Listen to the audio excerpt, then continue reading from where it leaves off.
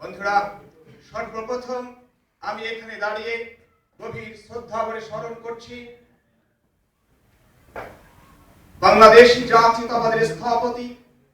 বহুদলীয় গণতন্ত্রের প্রবক্তা, বাংলাদেশ জাতীয়তাবাদী দলের প্রতিষ্ঠাতা চেয়ারম্যান,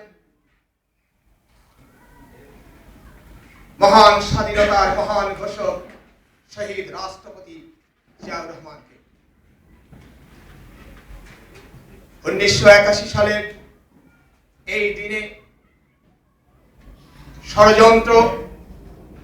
জাতীয় এবং আন্তর্জাতিক ষড়যন্ত্রের কারণে যেই ব্যক্তিটিকে প্রাণ দিতে হয়েছিল, সেই শহীদ রাষ্ট্রপতি জিয়াউর রহমান সম্পর্কে যদি আলোচনা করতে হয়, তাহলে প্রথমেই যে বিষয়টি আসবে 1971 সালের 26শে মার্চ। তৎকালীন সময়ের আমার মঞ্চে উপস্থিত মুরব্বিয়ান যারা ছিলেন, তারা নিজ কানে শুনেছিলেন যে একজন মেজর, পাকিস্তানের একজন মেজর, যার দায়িত্ব ছিল পাকিস্তানের অখণ্ডতা রক্ষার প্রতি, কিন্তু যখন তিনি দেখলেন যে বাংলাদেশের তিনি সন্তান আর বাংলাদেশের মানুষ পাকিস্তানি শাসক গোষ্ঠী দ্বারা নিপীড়িত, নিগৃহীত, লাঞ্ছিত, অবহেলিত এবং বঞ্চিত দীর্ঘদিন ধরে, আর সেই সময়ে জাতীয় রাজনীতির দেউলিয়াত্মপনার কারণে যখন তৎকালীন সময়ের জাতীয় নেতারা কোন দিক নির্দেশনা না দিয়েই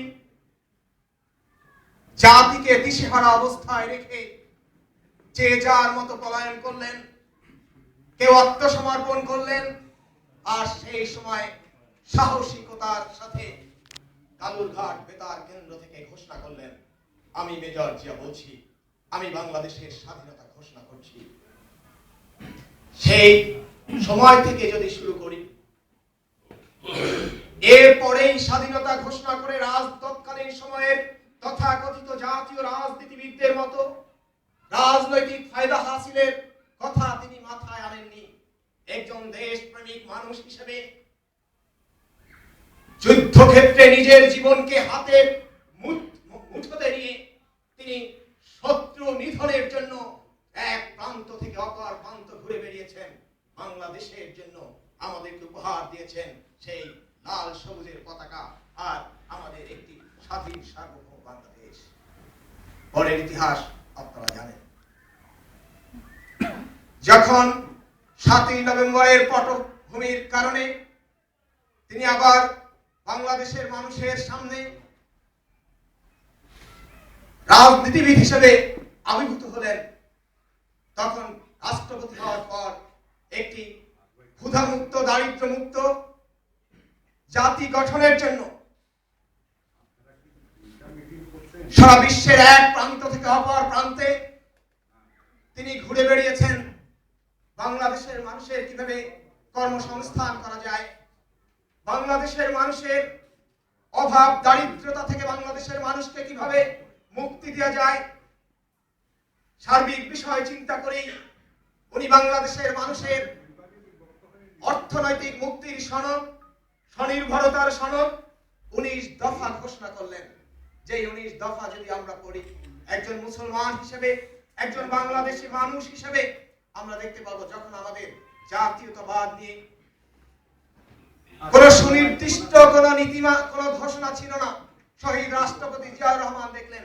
যে আমরা কোন বাঙালি, আমরা কলকাতার বাঙালি না আমরা বাংলাদেশের বাঙালি। তাই উনি আমাদের যে জাতীয়তাবাদ দিলেন, বাংলাদেশী জাতীয়তাবাদ। এবং মুসলমান হিসেবে আমাদের সর্বপ্রথম যে বিষয়টি, যে আল্লাহর প্রতি সর্বশক্তিমান আল্লাহর প্রতি বিশ্বাস, আস্থা এবং বিসমিল্লাহির রহমানির রহিম সংযোজন করলেন বাংলাদেশের সংবিধানে। শহীদ রাষ্ট্রপতি জিয়াউর রহমান খাদ্য, বস্ত্র, শিক্ষা, চিকিৎসার জন্য 19 দফার 6 থেকে 10 দফা পর্যন্ত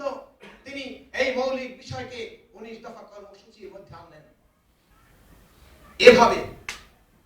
যখন বাংলাদেশ আন্তর্জাতিক অঙ্গনে সার্ক প্রতিষ্ঠার মাধ্যমে, ইরাক ইরান যুদ্ধে তার অগ্রণী ভূমিকার মাধ্যমে মিডল ইস্টের সাথে তার সেই সুন্দর সম্পর্কের মাধ্যমে শহীদ রাষ্ট্রপতি জিয়া রহমান যখন আন্তর্জাতিক অঙ্গনে আন্তর্জাতিক নেতা হিসেবে আবির্ভূত হলেন, তখনই আন্তর্জাতিক আর জাতীয় চক্রান্তের কারণে ঘাতকের বুলেট কেড়ে নিয়েছিল তাকে। আজকে শহীদ রাষ্ট্রপতি জিয়া রহমান যদি আমাদের মাঝে থাকতেন, আজকের আমরা বলি মালয়েশিয়া এগিয়ে গেছে, আজকের মালয়েশিয়া হয়তো বলতো বাংলাদেশকে ফলো করার মতো, আজকে হয়তো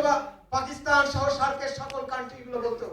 বাংলাদেশকে ফলো করার মতো। কিন্তু অত্যন্ত দুর্ভাগা জাতি আমরা, সেই গুণী মানুষটিকে আমরা ধরে রাখতে পারিনি। আজকের শহীদ রাষ্ট্রপতি জিয়া রহমানের যেই চেতনা, চিন্তা, তার স্বপ্ন, তার যে বাস্তবধর্মী 19 দফা, সেই কর্মসূচি বাস্তবায়নের লক্ষ্যে আগামী দিনে জাতীয়তাবাদী দলের সকল স্তরের নেতা কর্মীকে শহীদ রাষ্ট্রপতি জিয়া রহমানের চেতনায় উদ্বুদ্ধ হওয়ার আহ্বান জানিয়ে এবং 19 দফা বাস্তবায়নের লক্ষ্যে আগামী দিনে জাতীয়তাবাদী দলকে কিভাবে বাংলাদেশে সরকারে আনা যায় সেই বিষয়ে আপনাদের সার্বিক সহযোগিতা